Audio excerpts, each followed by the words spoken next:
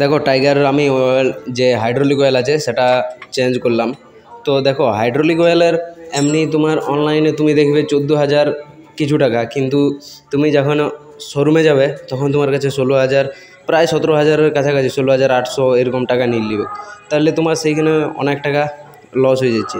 তো তুমি hydraulic oil নিজেই চেঞ্জ করবে, কারণ বেকার শোরুমে 2-2,500 টাকা বেশি দিয়ে কোনো লাভ নাই।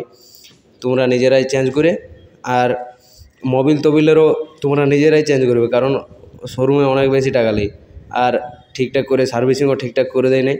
আর এর প্রবলেম হচ্ছে গিয়ার বক্সে ভালোই প্রবলেম হয়, কারণ ওইটার জন্যে টাইগারের একটাই প্রবলেম যে গিয়ার বক্সে প্রবলেম।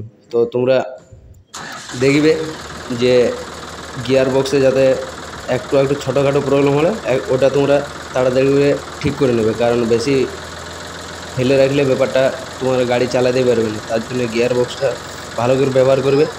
আর ঠিক একটা একটা এক্সপার্ট ড্রাইভার ছাড়া তোমরা টাইগার গাড়ি চালাতে দিও না, কারণ তাছাড়া তোমার অনেক অসুবিধা হবে, কারণ গিয়ার বক্সে ঠিকঠাক গিয়ার ফেলতে না জানলে বিশাল অসুবিধা। আর শাটেল গিয়ার আছে, তার জন্য খুবই প্রবলেম হয় এখানে।